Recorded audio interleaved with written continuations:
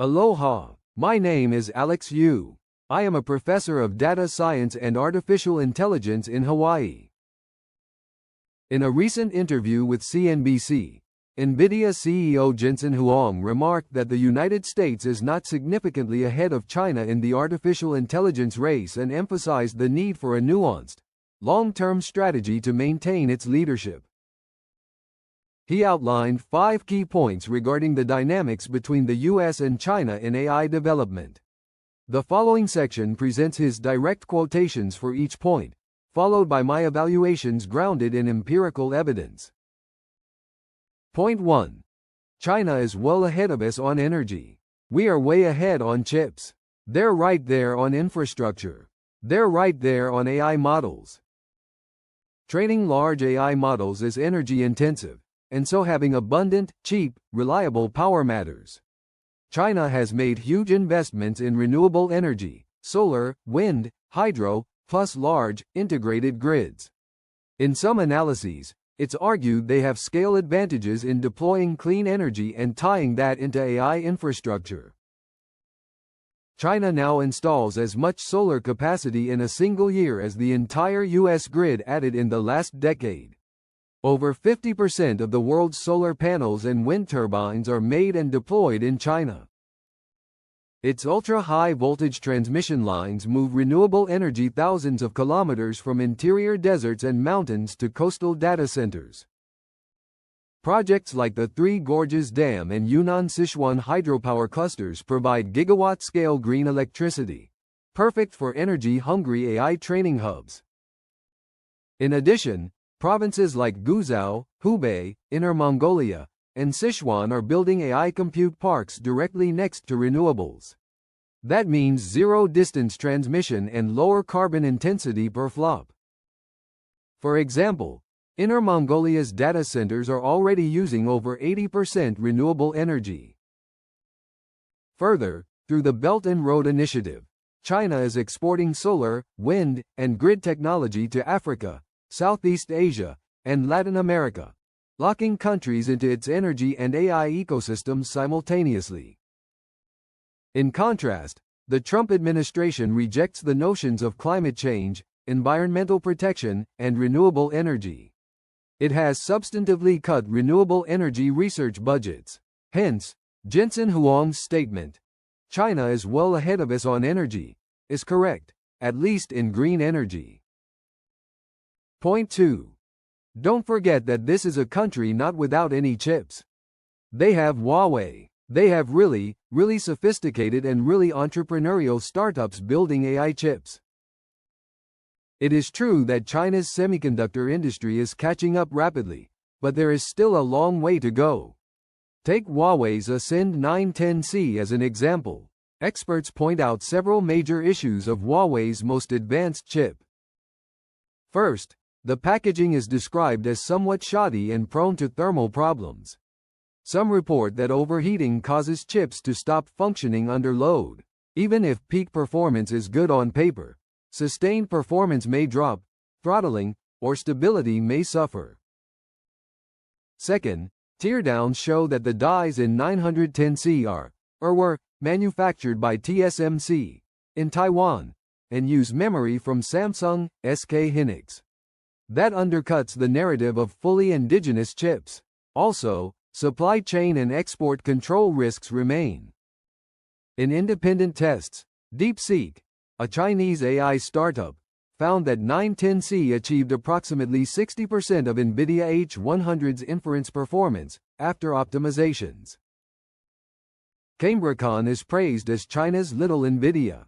While Cambricon's chips may be competitive in many AI workloads, especially inference, they are probably behind in absolute performance, energy efficiency, or mixed precision, sparsity optimizations compared to top Nvidia chips. It is still a long shot for China's chipmakers to challenge Nvidia. The bottom line is, much of its traction of China's semiconductor is currently inside China, under favorable policies. Bridging to a broader global market, especially in regions where Nvidia is accepted, is very tough. Point 3. The applications in China are advancing incredibly fast. This is an area that I'm quite concerned about. Jensen Huang is right. The U.S. legal, regulatory, and social frameworks, including privacy, fairness, liability, AI safety, antitrust, export controls, impose more constraints on AI development. All these slow down risk-taking, large-scale trials, or deployment in sectors such as facial recognition, surveillance, or public policy systems. In China, the state plays a stronger directing role, and there is more tolerance, or willingness, for tighter integration of AI in governance, regulation, surveillance, and public systems. That allows full-stack deployment at scale. Data availability is China's another advantage. Back in 2018, the founding director of Microsoft Research China and former president of Google China Kai-Fu Lee said, "If data were petroleum in the artificial intelligence era, then China would be Saudi Arabia." As a matter of fact, China has a massive population, many digital citizen interactions, IoT deployments, smart city infrastructure, surveillance systems, etc. That gives opportunities for collecting real-world data, though with privacy implications. These feedback loops help models improve in live settings. With looser constraints, Chinese AI systems might get further live testing exposure. Point 4. The Chinese market is large. They've got 1 billion users, and so it's not a market that you could easily decide to walk away from if your ultimate goal is for America to win the AI race. The issue is far more complex than simply walking away from or walking into a big market. Jensen Huang's point reflects a business imperative, but national security and ideological realities make the US-China AI relationship inherently unstable. From the security standpoint, Washington's restrictions are not paranoia. They stem from a long record of civil-military fusion in China's tech ecosystem, where commercial advances are often shared with the military.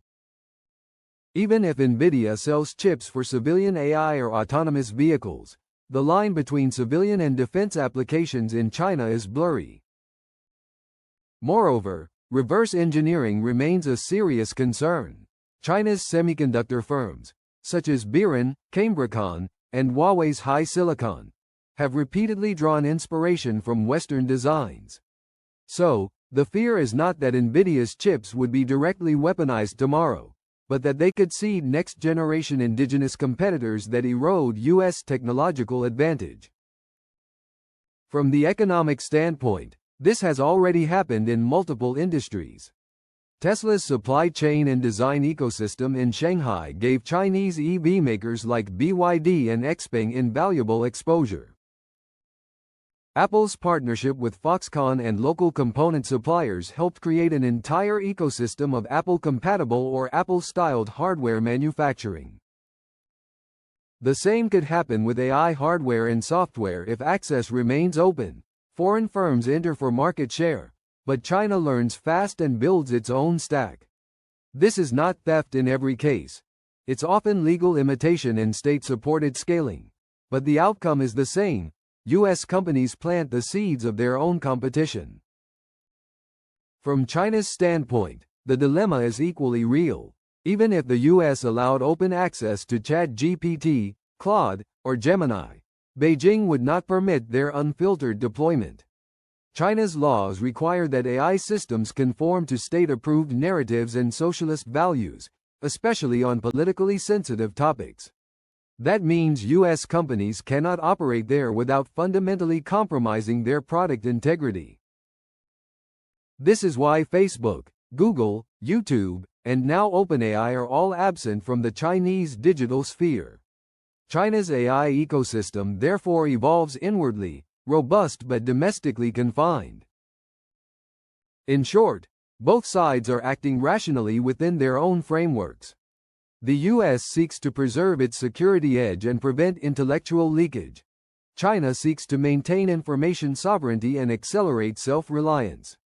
Huang's comment reflects a corporate perspective that values market access and global diffusion, but geopolitics has moved beyond that logic. The U.S.-China AI relationship is now defined by strategic mistrust, not by the invisible hand of the market. Access, imitation, censorship, and national interest are now intertwined, making coexistence through trade increasingly untenable in the AI era. Point 5. We are essentially isolating American technology into America and forfeiting and competing the rest of the world to everybody else. Jensen Huang cautioned that the United States risks losing global market share if its technologies are prevented from expanding internationally and establishing the dominant standard. However, as I see it, the current landscape is opposite. US LLMs, such as ChatGPT, Gemini, and Claude, cloud platforms, such as AWS, Azure, and Google Cloud, chips such as Nvidia, AMD, and Intel are used worldwide, while the China's counterparts mostly flourish inside China and a few developing countries. In short, the US controls nearly the entire global AI value chain, from hardware to cloud to foundation models, and I can't see how it can be reversed in the foreseeable future. Specifically, Nvidia has an over 90% market share in AI GPUs worldwide. AMD and Intel fill the rest.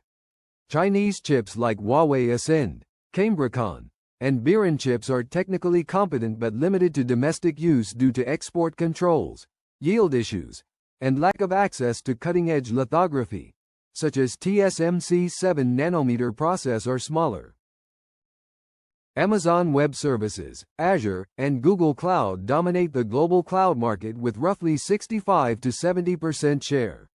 Even in Asia, African, and Latin American markets, most enterprises train or deploy AI models on US-based infrastructure. Although China's cloud giants, like Alibaba Cloud, Huawei Cloud, Tencent Cloud, do well inside China, they have relatively low international penetration except in Belt and Road countries or where Western platforms face political constraints.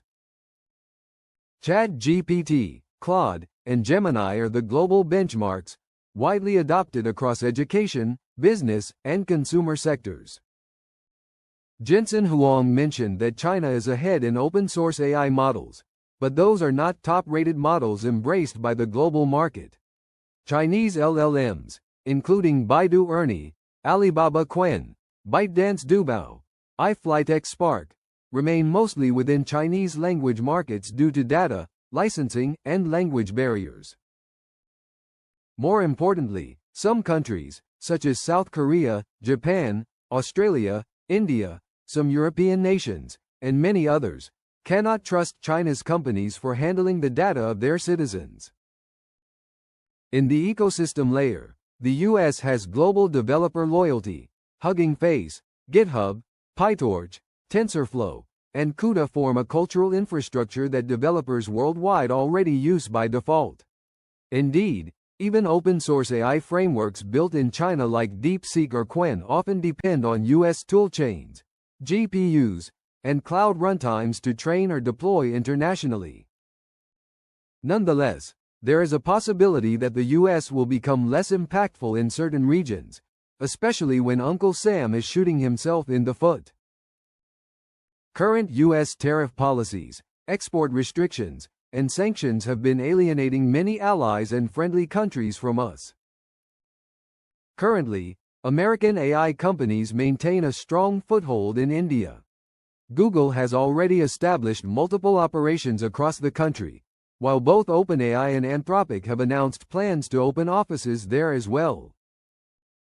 However, a 40% tariff on Indian goods has reinforced India's perception that Washington sees partners transactionally, not as equals. Meanwhile, China is doing the opposite, courting India economically. It offers preferential trade terms on consumer and manufacturing goods, and access to supply chains and regional infrastructure.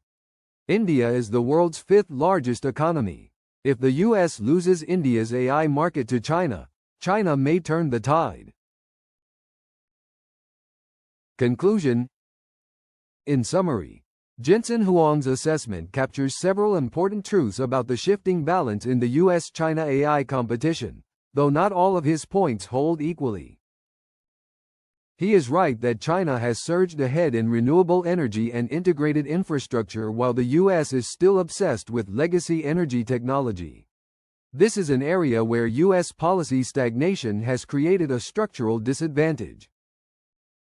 The issues about America's self-imposed constraints and China's rapid application of AI technologies are also well-founded.